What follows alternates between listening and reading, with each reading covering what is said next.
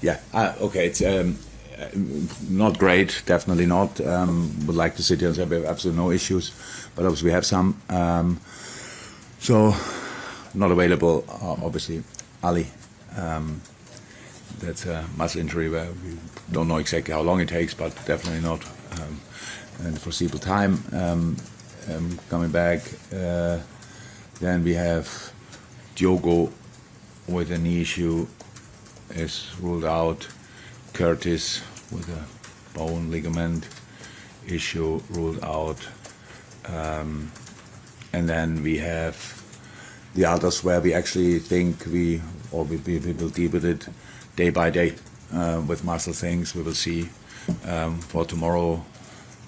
You see the lineup early enough, and then you can see who made it and who didn't make it, and that's it pretty much. So all the a little bit longer term, like Trent and Dom, they are on the way back, but not in team training yet, and so that means they are not available as well. So it's a that's a situation. Let me say it like that. Then. But what I said after the game directly, I said as long as we have 11 players, we will go for it, and that's exactly the idea. It takes with the boys day by day, and with the games definitely game by game. And tomorrow night is an incredibly important game for us against a really good side. I'm not sure you will ask about Luton, so that's why I start talking about them. Because Rob, the job he's doing there is insane. I'm not sure it's really respected enough that the team, with the amount of points they had in the beginning of the season, making such a footballing development, I'm not sure I saw that before. When you saw the Man United game, it was an incredible game of Luton. Yes, they lost it, but it was an incredible game. They increased possession periods during the season in a really crazy way. Good players, obviously top coached, and that will be a tough one. So we need Anfield. We need Anfield 100%. It must be a European night in England for that, and that's it. I know it's sometimes hard to talk about timescales for players coming back, but with Curtis and with Diogo, is there a danger that they become more like months rather than weeks, or too early to take with that? Yeah, but with Diogo it will obviously take rather months. With Curtis, it's with the injuries as well. So like you have important days, so day 5, day 10, they're always important days when you then judge the situation again, because it depends how nobody reacts in the same way, and depends on the pain level they still have and stuff like this. So I couldn't say, couldn't give you a time frame even if I want to. So that's just how it is. And when you don't have these players available, makes no sense as well just to say, okay, they will not be in before. So, how I said, they all react different to different issues, and that's what we want to take this time. To bring it to a positive, you've got this crop of young players who time and time again have stepped in and delivered. How much does that comfort you that you've got these guys who know how to come in and know how to do the job under pressure at times? Yeah, I always said we are where we are because of them. That's how it is, because the boys really delivered. And we'll see how many of them we will have to use and will give the opportunity, because obviously in a good moment they all can be in. That's how it is. And we have still options there, definitely. Players who showed already what they can do, like James or Bobby, and others even who didn't feature yet in and around that. Kumas, Dancy, they are all massive talents. Trey, they're all massive talents, and so we will see what we'll do. But now we are just, planning for tomorrow, and then from there we go. Hi Jurgen, can I just get your reaction to Roy Hodgson standing down after almost 50 years as a manager? Oh, Roy. So I think I said a couple of times I don't really understand why he's still doing the job. So now with my situation, you'll probably understand even better why I don't understand what he's doing. And one of the greatest I ever met, definitely, for that long time in the business. Human full of experience. Trent said in the beginning, kept his idea. It's always like this. when it's not going well, that's the problem in our business. Then people forget a little bit how good the times were before. I think Crystal Palace could be like that if there were some supporters who were shouting that for him to get the sack. And I definitely forgot how good a job he did in the few times when he was there. So yeah, I hope he's doing well. I hope, because that was obviously a shocker last week when I heard about he was taking in training. That's nothing what should happen at all. I hope he's doing well, and when he's doing well, then I wish him just the very best of times that he can have, and stay healthy. That would be the most important. But it's a bit of a shame that I couldn't say properly goodbye to him, because we faced each other quite frequently and like each other a lot. And but yeah, that's not the biggest problem.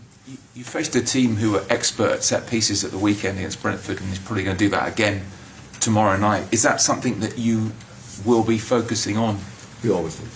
Yeah, we always have to. There's no team in the Premier League who doesn't deserve the respect around their offensive set pieces, because it's just situations get completely different judged in England. I'm long enough here to know that, meanwhile, but it is like this. It's completely different judged in England like they are in other countries. The 6-yard box is just another area where everybody can act pretty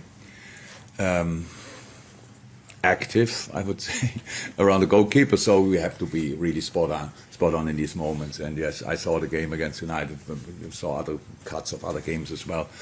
So set pieces are one strength, but I have to say, the way they play their system, the way the confidence level, because they are in a good moment. If you go through the results in the last few weeks, it's incredible. In the end, still only 20 points, if I'm right. But in the games they lost, they were really in the game. We experienced a tough game there, but that was a completely different game to how they act now. That time they were rather passive, deep defending, counter-attacking. They have that still, but now in possession, they found obviously a structure where everybody feels really comfortable. I think Ross Barkley is one of these nice stories, if you want, who really is back to its best or better, plays a deeper role, super disciplined on the ball, incredibly strong. Lokonga, when you see him playing, and you think, oh, is an Arsenal player, and they loaned him. Interesting.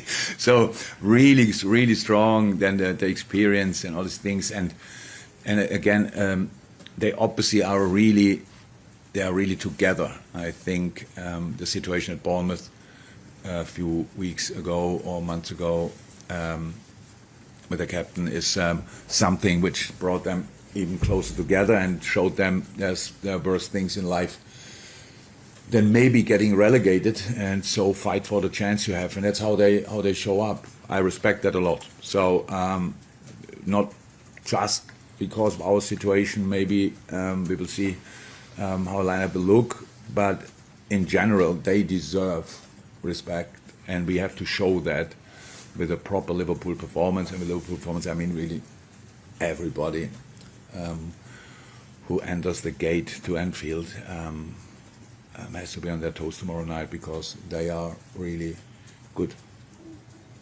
Thank you. We seem to spend a lot of the season asking you about Alexis McAllister playing the 6th role, but with Endo back and the midfield situation you have, we're probably going to see him more in his natural position. I'm just wondering how that changes things, and for him as well, to be playing in a more natural position for him. Where that comes from, but it's a natural position for a player, exactly. Footballers, especially nowadays, can play different positions. There's absolutely no doubt about it. I had to learn that over the years as well, and I don't mean me playing or me coaching, that you can use the boys in different, that you have to get rid of these clear structures, who is where. An attacker has to defend, and a defender has to attack. That's the easiest way to put it. And Alex is just incredibly important for us. He always was since he's here, and that he can play different positions, that he has the the tactical, the brain to do that, that shows and says everything about him as a player, because I don't think he really is bothered about. I'm not sure we have ever heard anything about that he said, no, I would prefer to play a bit higher, stuff like this. We don't restrict players in these moments. They have the ball, we all have to defend. We have the ball, we all have to attack.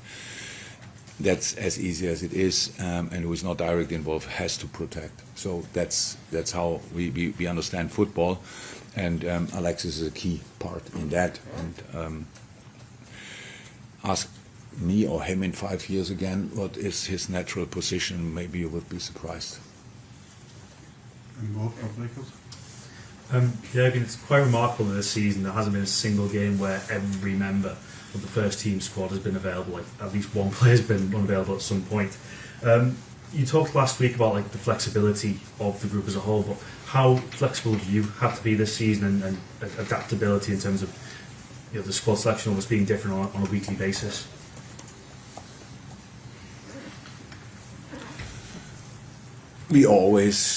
I always had to be flexible, always, and it's not a real problem, to be honest. As long as you have enough players available, you use the boys, you know them, you know what they can do, and it's.